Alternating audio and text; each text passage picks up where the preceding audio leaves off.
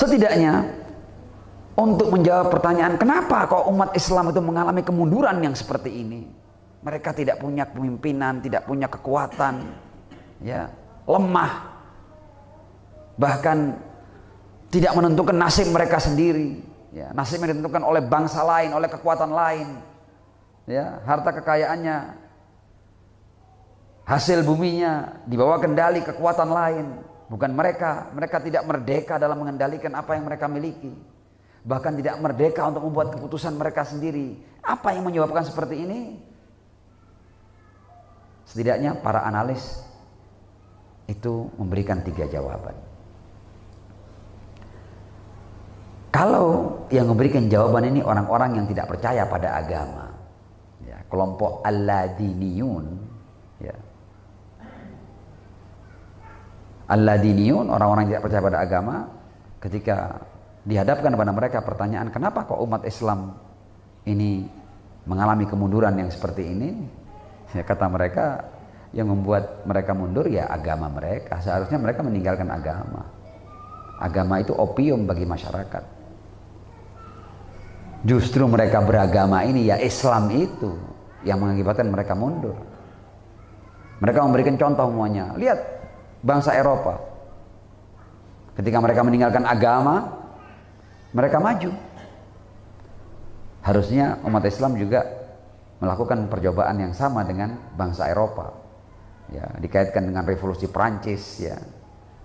Alaihim ayatakhallasu minad-din. Jadi yang buat mereka ini mandek, jumud, tidak bisa bergerak, ya agama ini. Harusnya mereka tinggalkan agama. Contoh itu orang-orang Eropa, orang-orang Barat yang asalnya mereka mundur, ketika mereka kemudian meninggalkan agama dan mengandalkan akal, ilmu, pengetahuan, mereka akhirnya maju. Jawaban ini jelas tidak benar. Karena apa?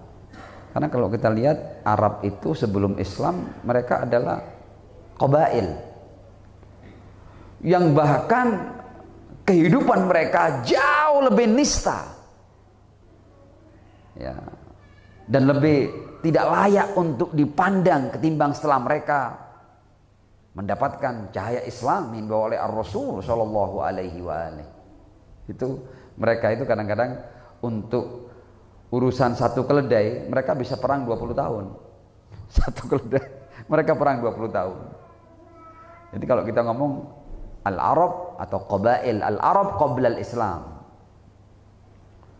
justru dengan Islam mereka bisa bersatu, mereka bisa maju dan menjadi kekuatan, menjadi peradaban yang bahkan sempat mengancam timur dan barat pada saat itu. Cepat perkembangannya, meskipun kemudian jatuhnya juga cepat.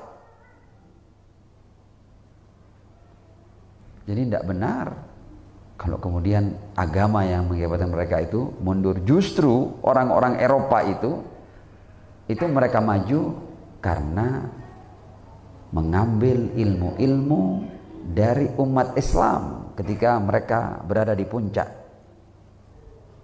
peradabannya.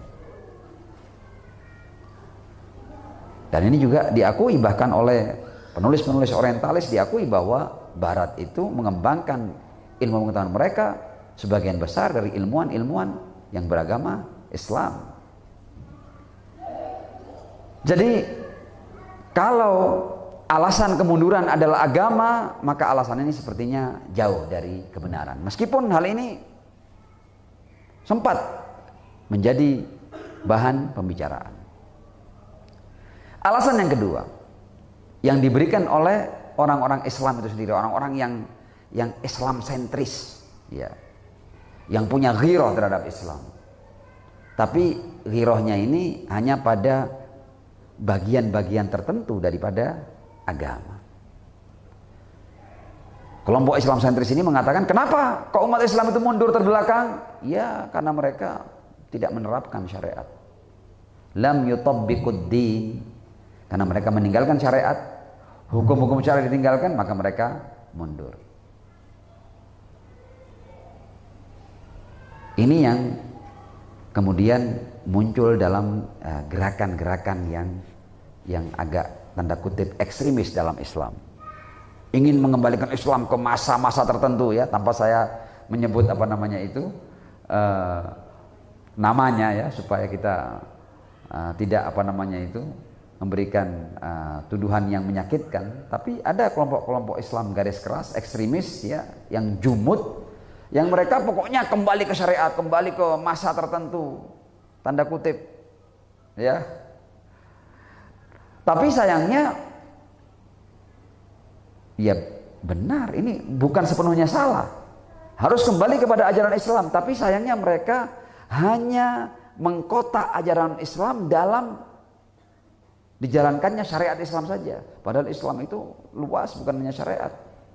Islam itu ada al-akhlaqiyat, ada pemikiran, ada akidah, ada al-ma'arif. Islam bukan hanya syariat saja.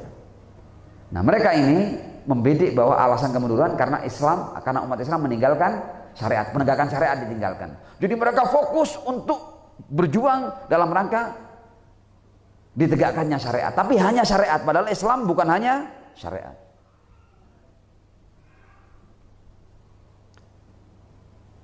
Jawaban mereka ini tidak sepenuhnya salah, tapi juga tidak sepenuhnya benar. Karenanya pergerakan-pergerakan mereka ini dari waktu ke waktu mengalami kegagalan. Karena mereka hanya memperjuangkan zahirnya Islam, ditegakkannya syariat zahir Islam. Bukan salah, tapi ketika mereka hanya terfokus pada ini sambil mengebiri nilai-nilai Islam yang lain, maka mereka tidak kunjung bisa mengangkat atau memajukan umat Islam. Dan gerakan-gerakan mereka dari waktu ke waktu mengalami kegagalan demi kegagalan. Dan alih-alih mereka itu memajukan umat Islam, malah mereka mengorbankan banyak jiwa umat Islam.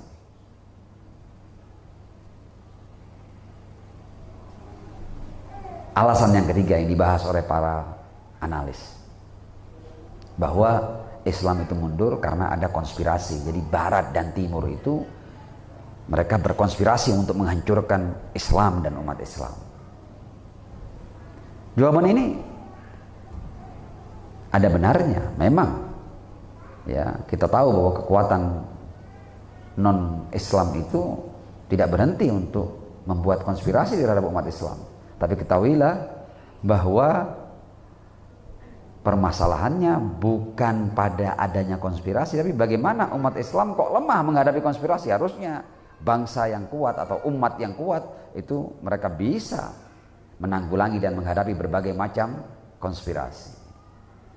Jadi permasalahannya bukan adanya konspirasi, sudah pastilah mereka yang memusuhi Islam pasti akan menciptakan atau membuat konspirasi terhadap Islam. Tapi bagaimana Anda sebagai umat menghadapi konspirasi ini, bagaimana Anda menggagalkan konspirasi mereka, itu di tangan Anda. Jadi permasalahan bukan hanya pada adanya konspirasi, tapi pada lemahnya umat Islam dalam menghadang dan membatalkan konspirasi musuh. Nah, sekarang kita akan, jadi berbagai macam jawaban tadi bukan sepenuhnya salah, tapi tidak sepenuhnya benar. Nah, kita sekarang akan masuk pada sebuah fenomena yang boleh jadi ini adalah sebab utama hancur dan mundurnya umat Islam. Apa itu? Yaitu munculnya berbagai macam gerakan di dalam umat Islam sendiri. Jadi kerusakan itu dari dalam tubuh umat Islam. Adanya sebuah gerakan yang berusaha membunuh akal dan logika di dalam Islam. Dan ini muncul dalam aliran-aliran agama.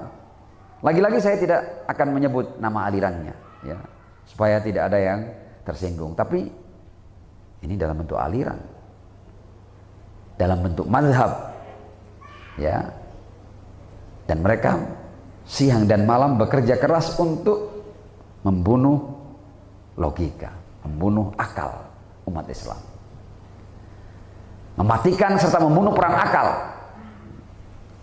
Menjadi muslim itu harus ikut apa yang ada di teks, harus ikut apa yang ada di dogma. Jangan berpikir, jangan gunakan akalmu.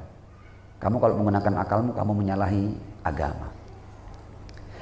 Nah, gerakan ini terbentuk dalam mazhab, dan bukan satu mazhab. Ada mazhab A, ada mazhab B, ada mazhab C, yang semua bersama-sama membunuh peran akal dan pemikiran dari umat Islam. Ini yang menjadi alasan mundurnya umat Islam.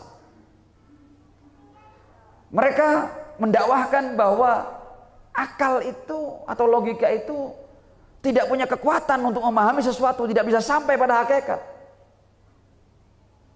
Ya. Akal itu banyak salahnya.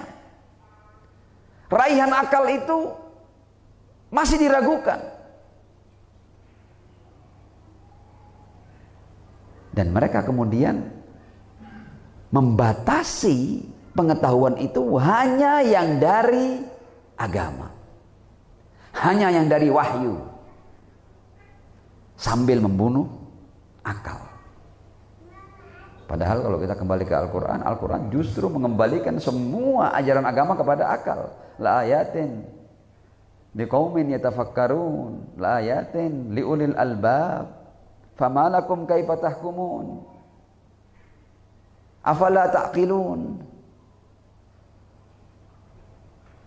Al-Qur'annya menyandarkan semua ajaran pada akal, tapi mereka justru berusaha untuk membunuh akal. Gerakan mereka ini adalah hasrul ma'rifah fin naql. Pokoknya apa yang ada dalam literatur, apa yang ada di teks, kamu harus hidup dengan dogma. Liburkan akalmu.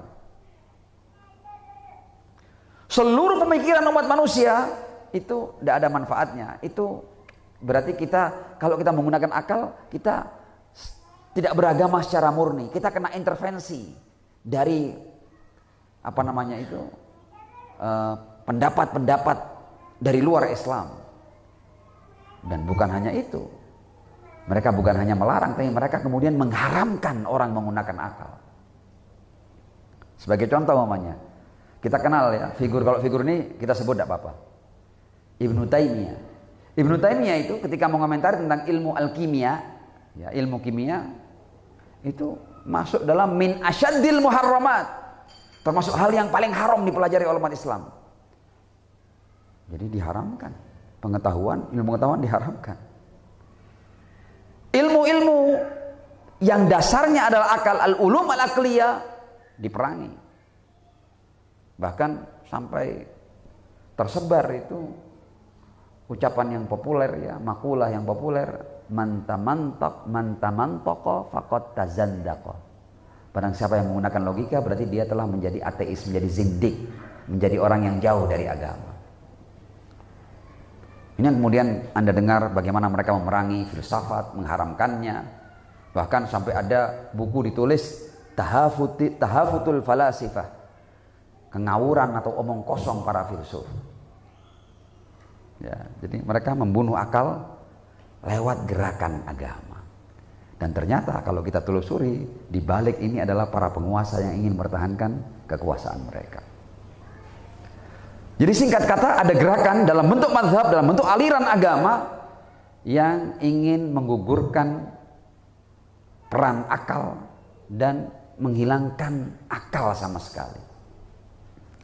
Salah satu imam mazhab, lagi-lagi saya tidak sebut namanya, ya. Dulu kan ada orang-orang yang disebut dengan ahlul kalam, ya, berbicara tentang tauhid, ya, tentang teologi, ya, yang menggunakan akalnya, ya, dasar-dasar rasional. Ya. Salah satu imam mazhab ini kemudian memberikan fatwa seperti ini: hukmi fi ahlil kalam ayyudrabu bil jarid wa yuhmalu alal ibil.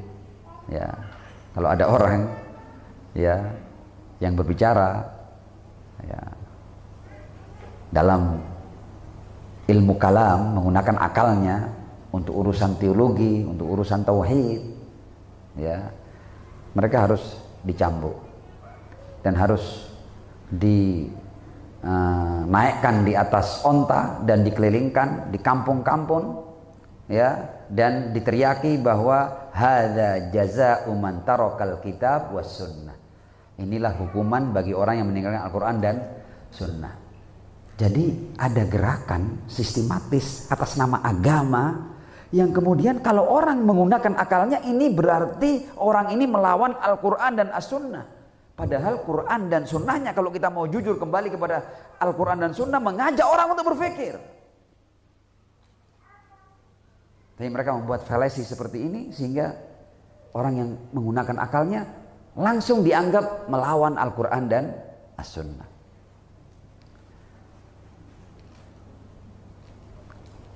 Dan aliran-aliran ini mendapat dukungan yang cukup kuat dari para penguasa pada saat itu. Dengan demikian maka matilah semangat untuk mengkaji. Orang sudah buat apa? Orang tidak berani mengkaji, apalagi kalau dihukum. Ya, tidak berani meneliti, tidak berani melakukan eksperimen, tidak berani melakukan observasi. Bahkan tidak pernah ada penguasa yang kemudian mengeluarkan biaya agar sekelompok tertentu dari umat Islam untuk melakukan penelitian ilmiah. Tidak ada itu. Semua sudah apa katanya dogma, apa katanya nas, bahkan nas yang bisa mereka produksi. Jadi dimandulkan akal dan pemikiran umat Islam. Akibatnya apa? Akibatnya ya tajmidu aklil muslimin. Ya, akal umat Islam ini mengkeret, jadi jumud, karena bukan hanya tidak digunakan, tapi kalau mereka mau menggunakan dikatakan itu haram, kamu zindik, dan dihukum.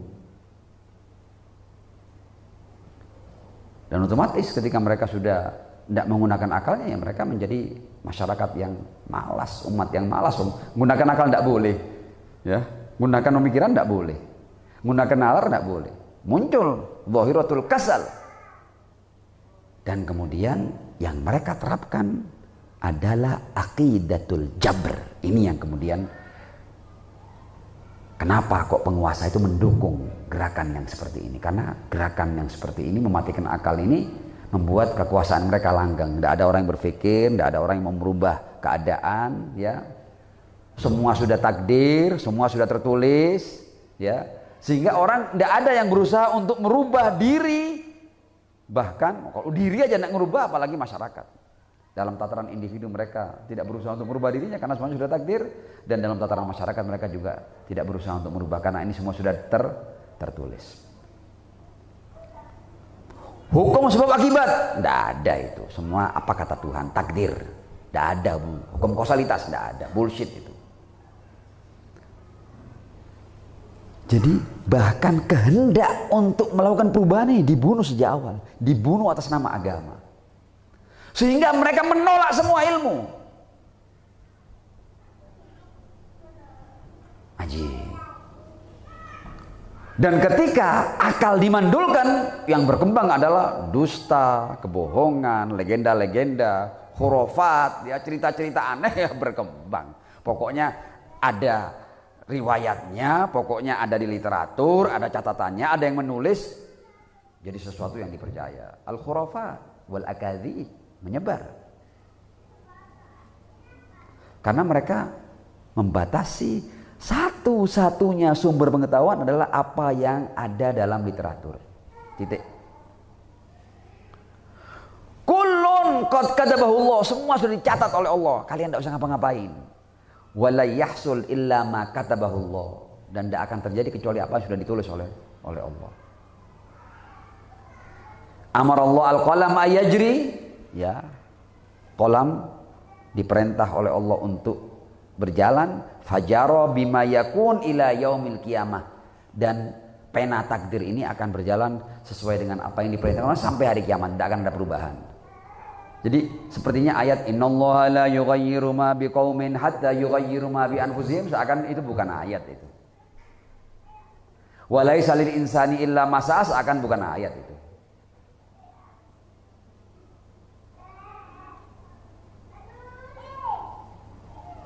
Ini gerakan sistematis masif dalam rangka membunuh dan menutup akal umat Islam. Apakah seluruh umat Islam menjadi korban dari gerakan ini? Ternyata tidak.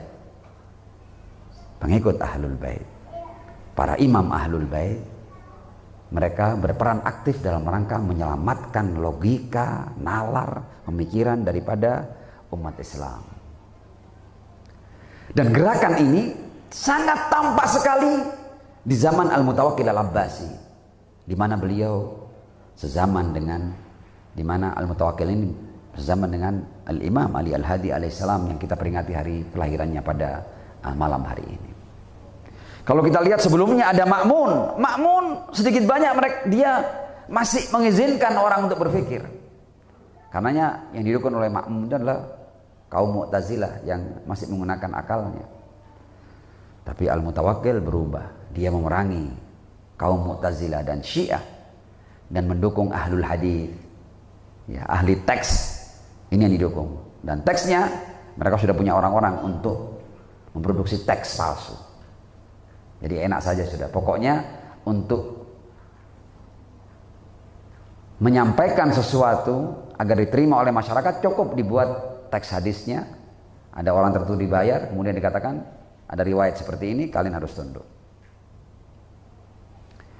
Dan karena itu kemudian menyebar ya hadis-hadis tentang sifat Allah, tentang Allah bisa dilihat. Oh, hadis-hadis yang aneh-aneh itu, ya. Allah punya tangan, punya kaki, ya. Kakinya kadang dicelupkan ke tempat tertentu, ya. Hadis-hadis yang aneh-aneh itu kemudian muncul, sehingga agama ini menjadi mainan dan akal tidak punya peran di dalamnya. Al-Imam Ali Al-Hadi alaihissalam, gerakan yang terjadi seperti ini dilawan oleh beliau alaihissalam. Al-Imam Ali Al-Hadi berhadapan dengan para penguasa yang ingin membunuh akal dan pemahaman serta nalar umat Islam. Dia bergerak diantaranya mengukuhkan akal dan nalar daripada umat Islam. Dan para pengikut beliau alaihissalam adalah orang-orang yang terselamatkan. Masyarakat Syiah termasuk yang terselamatkan. Karena mereka masih menjunjung tinggi nilai akal. Dan karena itu kalau kita melihat yang dirujuk ya dalam sumber-sumber fikih Syiah, salah satunya adalah akal. Ada Al-Quran, ada As-Sunnah, ada Al-Ijma', ada Al-Aql. Akal itu salah satu daripada sumber hukum. Fikih Syiah seperti itu. Akal dipertahankan. Dan sebagai bukti nyatanya, kalau Anda lihat sekarang ini, semua tanda kutip ya, mundur secara teknologi, yang maju secara teknologi, yang masih menjunjung tinggi akal. Saya tidak perlu sebut negaranya. Yang bisa bersaing dalam hal teknologi ya mereka, karena mereka tidak membunuh akal, tidak membunuh nalar, tidak membunuh pemikiran. Tradisi berpikir, meneliti, mengkaji, melakukan observasi, itu masih hidup di tengah-tengah pengikut Ahlul Bait alaihimussalam. Shallu ala Muhammad wa ali Muhammad.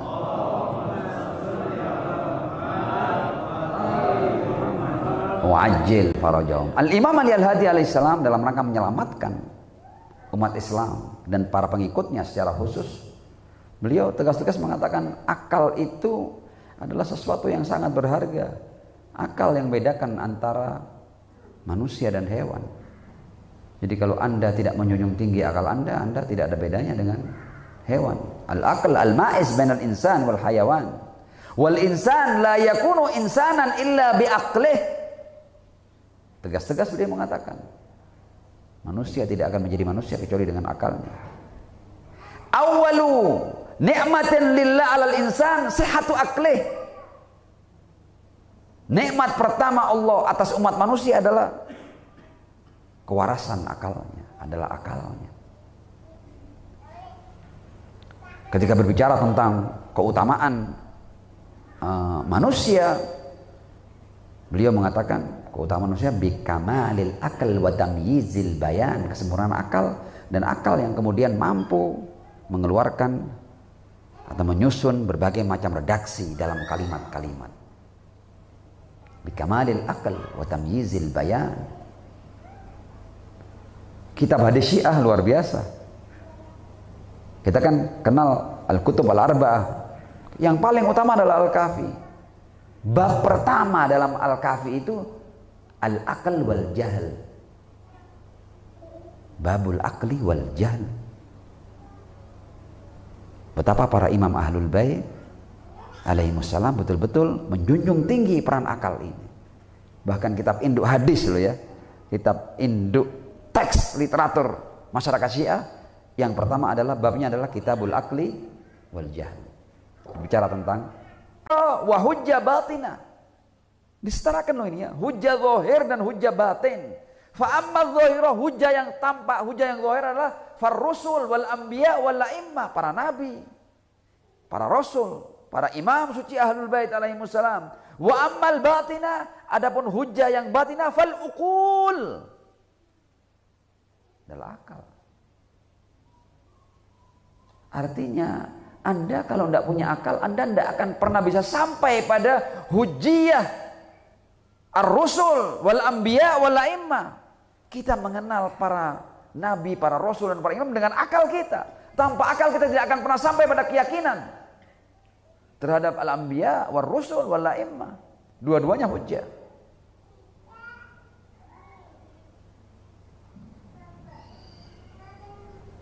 Sementara para penguasa ingin membunuh akal, ingin membunuh iradatut taghyir, supaya mereka paham bahwa semua sudah ditentukan oleh Allah. Jadi justru kalau Anda melakukan perubahan, Anda melawan takdir Tuhan. Kalau ada orang yang berusaha untuk mengkritisi penguasa, atau apalagi sampai berusaha untuk menggulingkan penguasa yang zalim, itu juga dianggap bertentangan dengan agama, karena melawan takdir Tuhan. Pakai ayat mereka. Ayatnya apa? Ini, Qulillahumma malikal mulk. Ya, Tuhan itu yang punya kekuasaan. Tu'til mulka man tasya. Dia memberikan kekuasaan kepada siapa yang dia kehendaki. Jadi Bani Abbas itu ketika mereka berkuasa, loh, saya tidak mungkin berkuasa kalau ini tidak diberi Tuhan. Ayatnya kan ada, tu'til mulka man tasya wa tanzi'ul mulka mimman tasya. Dia yang berhak memberikan kepada siapa kekuasaan, mencabut kekuasaan dari siapa. Jadi kalau kami akhirnya berkuasa, ini pemberian Tuhan. Jadi bahkan mereka hendak mendasari kekuasaan zalim mereka yang merebut hak ahlul bait dengan teks agama, dan bukan sembarang teks, Al-Quran. Qulillahumma malikal mulki tu'til mulka man tasya wa tanzi'ul mulka mimman tasya wa tu'izzu man tasya wa tudhillu man tasya. Karena itu mereka ketika Al-Husain terbantai di Karbala, mereka berani mengatakan bahwa adzallallahu al-Husain, Allah telah menghinakan Al-Husain. Ini kan ayatnya, wa tu'izzu man tasya wa tudhillu man tasya. Dari ayat ini mereka menyimpulkan Allah alladzi a'tana al-mulk, Allah yang beri kita kekuasaan. Al-Imam Ali Al-Hadi alaihissalam bekerja keras untuk memerangi akidah Jabr ini. Karenanya kita melihat ada risalah beliau kepada ahlul ahwaz ya, dalam Al-Jabr wa Tafwid, risalah yang cukup panjang. Dan diberikan dalil-dalil yang sangat kuat dalam rangka membatalkan prinsip Jabr. Al-Imam Ali Al-Hadi alaihissalam juga mendidik generasi dari pengikut Ahlul Bait, di mana mereka diberi tugas untuk membawa bendera akal dan kalam. Diberi kemampuan untuk menggunakan logika dan nalarnya. Diberi pelajaran. Orang-orang seperti Fadl ibn Syadhan, Muhammad bin Sa'id al-Marwazi, Ahmad bin Dawud al-Jurjani. Ini adalah generasi yang dididik oleh Al-Imam Ali Al-Hadi alaihissalam dalam rangka agar umat Islam tidak sampai pada pemahaman bahwa akal itu tidak punya peran, tidak bisa berbuat apa-apa, kesimpulannya pasti salah, dan hanya membatasi sumber pengetahuan dari teks. Gerakan Al-Imam Ali Al-Hadi alaihissalam adalah menghidupkan akal. Dan kita lihat sekarang bahwa dari waktu ke waktu pengikut Ahlul Bait meskipun dimarginalkan, meskipun disesatkan, meskipun diisolasi, meskipun diperangi, meskipun difitnah, tapi mereka bertahan, survive, dan mereka mampu maju, berkembang dengan kekuatan akal dan logika. Asadallahu ayyamakum, thumma al-afwa minkum, wassalamualaikum warahmatullahi